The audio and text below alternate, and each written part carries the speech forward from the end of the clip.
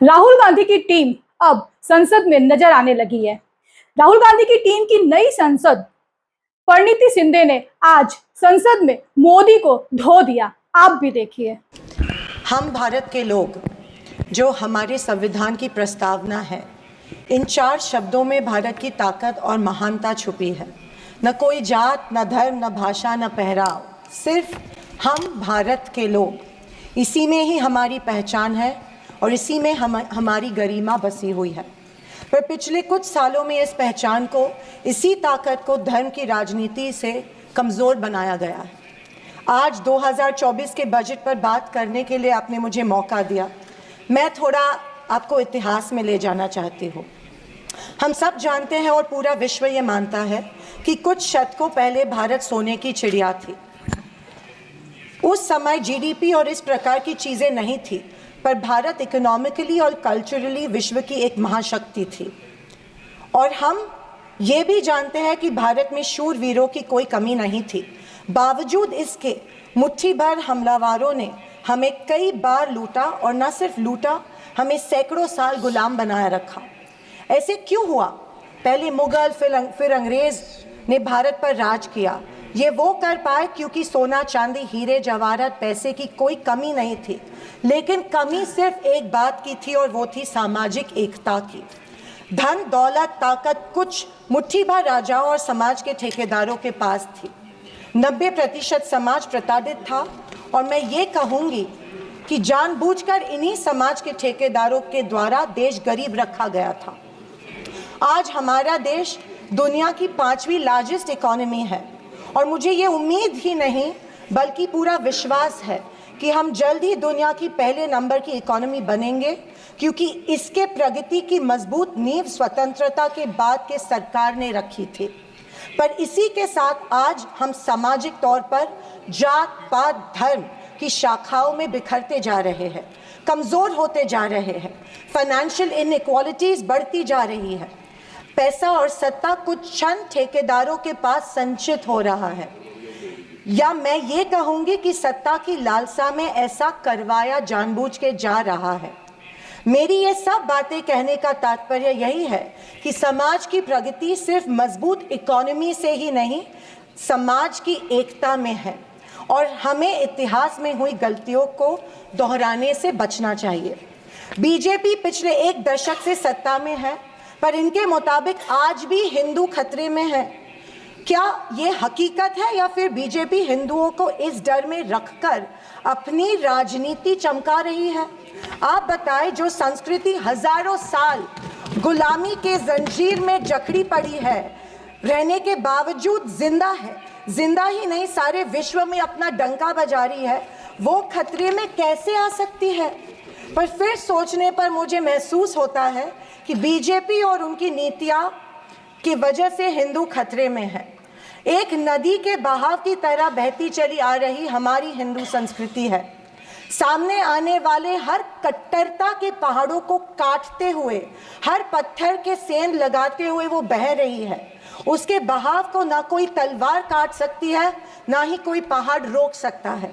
पर आज दुर्भाग्यवश उसी नदी के बहाव रोककर कट्टरता में ढालने की कोशिश की जा रही है, और मैं समझती हूँ कि यही भारतीय संस्कृति के पतन का कारण बन सकता है।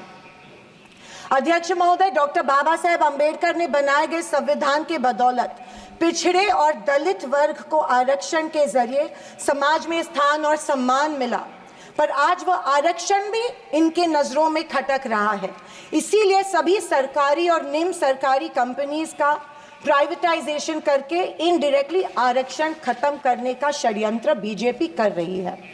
स्पीकर सर, इनके मुताबिक गए 2014 के पहले कोई भी अच्छा काम देश में नहीं हुआ, और कुछ महानुभावों के मुताबिक देश आज़ाद ही 2014 में हुआ।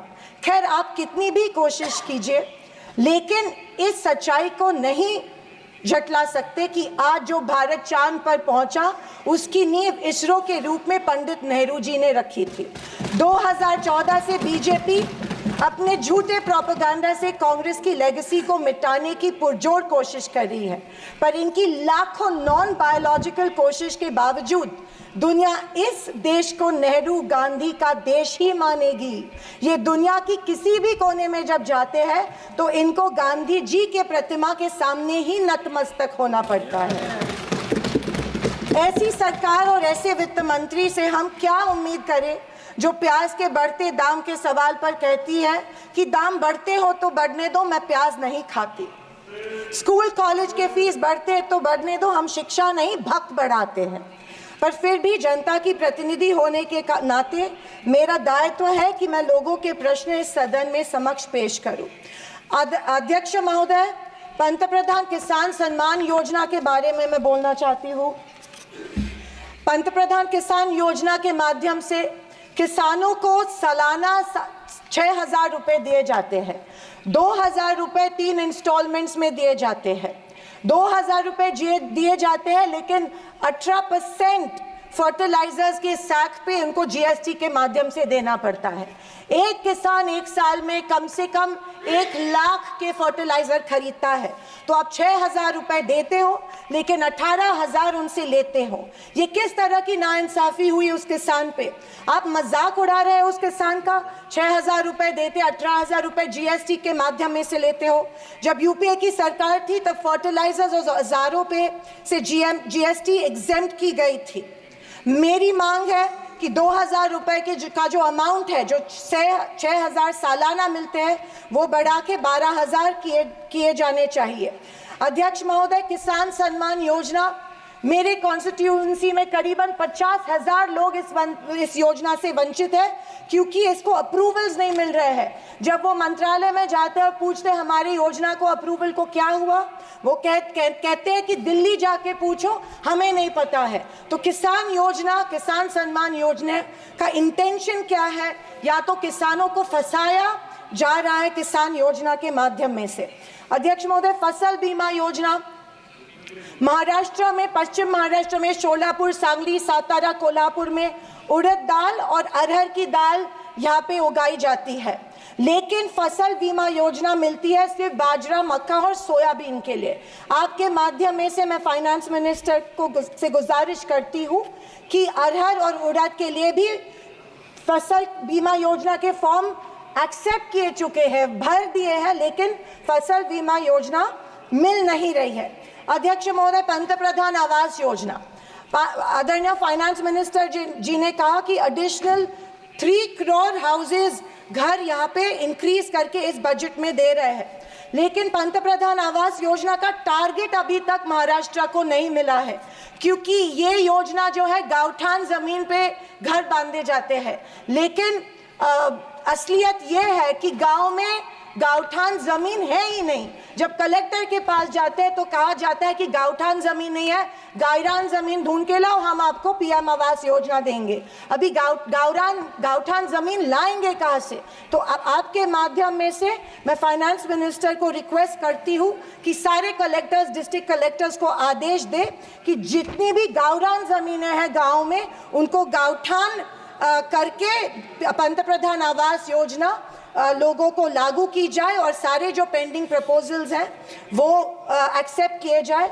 और मेरी आपसे ये गुजारिश है कि 1,40,000 रुपये इस योजना के लिए मिलते हैं, ये बहुत टुटपुंजी है, इसके लिए 2,50,000 दिए जाए पंतप्रधान आवास योजना के लिए। अध्यक्ष महोदय, मुद्रा लोन 2014 में प्राइम मिनिस्टर ने बड़ी एम्बिशियसली मुद्रा लोन की घोषणा की थी। कल फाइनेंस मिनिस्टर ने इसकी जो राशि है 10 लाख से लेके 20 लाख की, लेकिन मुद्रा लोन उस पीरियड में उन्हीं लोगों को मिले जिनकी सिफारिशें बीजेपी के कार्यकर्ताओं ने की थी, जबकि सामान्य आदमी जो है, आम आदमी जो है, उसको ये लोन नहीं मिला था। सिर्फ कुछ चंद लोगों को ये लोन दिया गया था। मेरी ये मांग है कि कोरोना के टाइम पे जो लाभार्थी मुद्रा लोन का कर्ज फेड नहीं पाए, उनके लिए जैसे अपने अदानी अंबानी के लिए कर्जा माफ किया है, वैसे इन लाभार्थियों के लिए भी कर्जा माफ किया जाए, तुरंत माफ किया जाए मुद्रा लोन का जो परत फेड करने का कर्जा है। आदरणीय अध्यक्ष महोदय, माइक्रो फाइनेंस और चिट फंड्स जो दिए जाते हैं हमारे सेल्फ हेल्प ग्रुप्स को, बीड़ी कामगारों को, पावर लूम वर्कर्स को दिए जाते हैं, हमारी काफ़ी सारी महिलाओं को दिए जाते हैं, लेकिन ये माइक्रो फाइनेंस और चिट फंड्स पे के ऊपर रेगुलेटरी अथॉरिटी नहीं होती है, इसीलिए ये बेहिसाब इंटरेस्ट इन लोगों से, गरीब लोगों से लेते हैं। अध्यक्ष महोदय, मुझे इस बात का दुख हो रहा है कि कल के बजट के स्पीच में हमारी अन्न धान्य सुरक्षा योजना जो है, अन्न सुरक्षा योजना जो यूपीए सरकार ने लाई थी, उसके बारे में फाइनेंस मिनिस्टर ने कोई जिक्र नहीं किया। पिछले 10 साल से हमारे देश का जो गरीब है उसको एपीएल कार्ड धारक को अन्न धान्य योजना का लाभ नहीं मिल रहा है।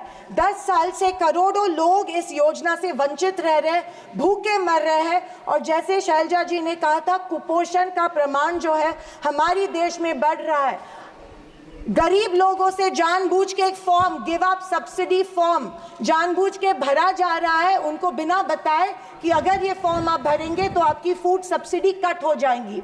ये जबरदस्ती उनसे ये फॉर्म भरवा रहे हैं ताकि उनको इस योजना, जो कि कांग्रेस की योजना थी, उसका लाभ न मिले, और इसके वजह से ढेर सारे लोग भूखे हमारे देश में मर रहे हैं। मैं फाइनेंस मिनिस्टर से ये गुजारिश करती हूँ कि एपीएल कार्ड धारक को तुरंत इस योजना का लाभ मिला जाए और सारे के सारे जितने भी लोग हैं उनको धान मिला जाए। अध्यक्ष महोदय, कल के स्पीच में आंध्र प्रदेश और बिहार के ऊपर बहुत प्यार जताया गया। मुझे उस बात से कोई कंप्लेंट नहीं है, पर महाराष्ट्र से इतनी नफरत क्यों नहीं महाराष्ट्र की तरफ उतना ही प्यार जताया गया जो बिहार और आंध्र प्रदेश के जताया गया? क्यों? क्योंकि उनको पिछले लोकसभा में कम सीटें मिली, या शायद उनको अंदाज़ा आया कि आने वाले इलेक्शन में उनको वो चुनाव हारने वाले हैं। मैं वित्त मंत्री को बताना चाहती हूँ कि महाराष्ट्र में हिंदवी स्वराज की नींव महाराष्ट्र में रखी गई थी। कणखर देशा, राकट देशा, दगडाचा देशा, महाराष्ट्र देशा, ये हमारे प्यारे महाराष्ट्र के बारे में कहा जाता है, लेकिन अफसोस है कि महाराष्ट्र की तरफ कोई ध्यान नहीं दिया जा रहा है, सिर्फ महाराष्ट्र का इस्तेमाल किया जाता है। अध्यक्ष महोदय, रेलवेज के बारे में बोलूं तो रेलवेज में स्लीपर कोच की संख्या जो है वो कम कर रहे हैं और फर्स्ट क्लास और सेकंड क्लास की संख्या बढ़ा रहे हैं। देश का जो आम गरीब आदमी है वो स्लीपर कोच से ट्रैवल करता है, वो फर्स्ट क्लास और सेकंड क्लास से नहीं किया जाता है। मैं आपके माध्यम में से मेडन स्पीच माध्यम में से गुजारिश करती हूँ कि स्लीपर कोचेस की संख्या बढ़ाई जाए। अध्यक्ष महोदय, मेरी शोलापुर के कुछ मांगे रखती हूँ और मैं समाप्त करती हूँ। हमारे शोलापुर में एयरपोर्ट है लेकिन एयर सर्विस नहीं है। उड़ान स्कीम में आया गया है, लेकिन जानबूझ के वहाँ पे जो चिमनी थी, ऑब्स्ट्रक्शन था, वो तोड़ा गया, लेकिन अभी तक वहाँ पे एयर सर्विस शुरू नहीं है।